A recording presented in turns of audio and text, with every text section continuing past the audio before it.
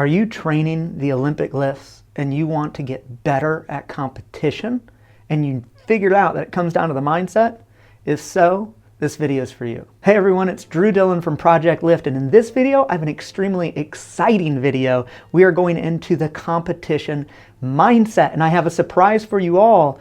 The one that's going to lead this is my wife, Chelsea Dillon, our head coach for a competitive team here at Project Lift, who just took our team through American Open 1, the Arnold Weightlifting Championships, with 13 athletes. She came out with 16 PRs, 7 state records, and 24 medals.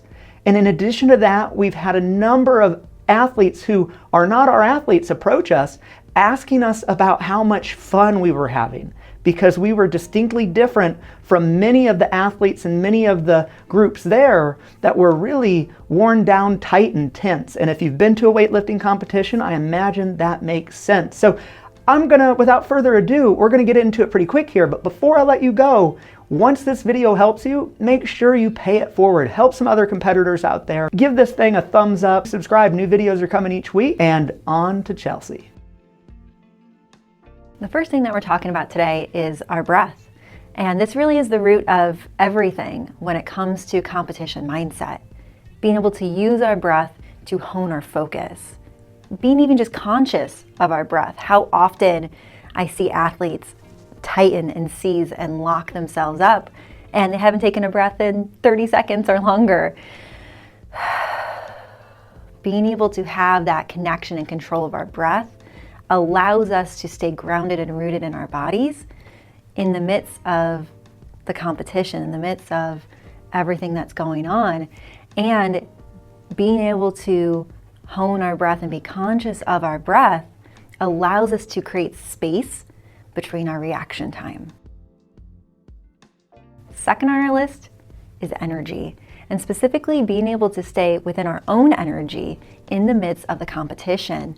Now, some of us may not know what energy means. Some of us may just roll our eyes at it. But really what we're talking about here is if you've ever gone into a situation, gone into a warm-up room, a competition, a boardroom, even an exam, and you left the room being like, what the fuck just happened? And you showed up completely different than what you wanted to show up. And it went exactly how it didn't go how you wanted it to go.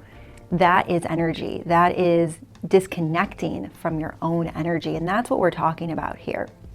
Now, in the midst of a warm-up room, it's so easy to walk in and see or feel the heightened energy in the room and get lost in that, get swept away in it, where you're being affected by the person that you're warming up with or your coach's energy or the chaos that's going on at the Marshall table.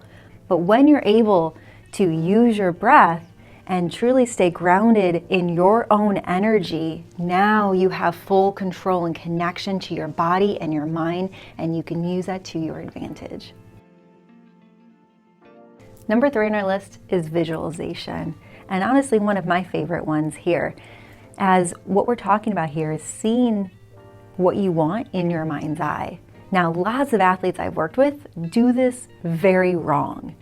What I mean by this is they visualize how the competition's gonna go, but then the second something is different in real life with that, something is different outside of what they visualized, they crumble.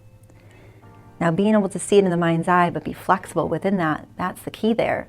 Now, if you guys are interested in a visualization exercise that can help you compete better, train better, and live better, let us know in the comments below.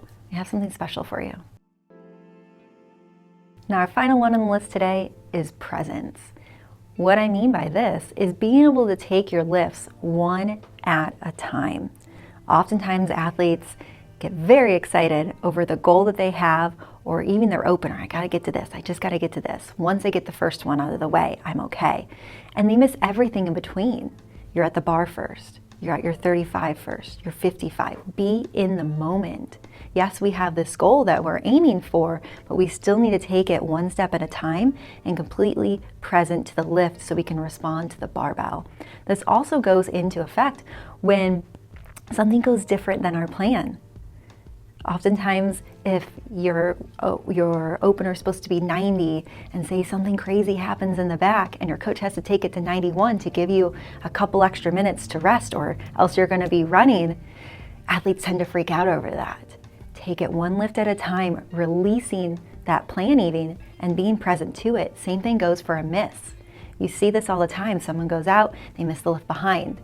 The next one, they miss it forward. Is it that they adjusted incorrectly, or were they still holding on to that past miss? How quickly can we release what just happened, either a miss or a make? This also counts for celebration as well. Release it and be present at the task at hand, and you will see so much more success in the competition. So that's everything we have for you guys today. These are our 4 points around the competition mindset. And we'd love to hear from you guys. We mentioned the visualization exercise. If that's something that you're interested in, drop us a comment below. And if you're out there and have questions, more questions around competition mindset, and say you don't even have a coach to talk these things through, we'd love to hear from you as well. Drop that in the comment section and let's have a conversation. Until next week, guys.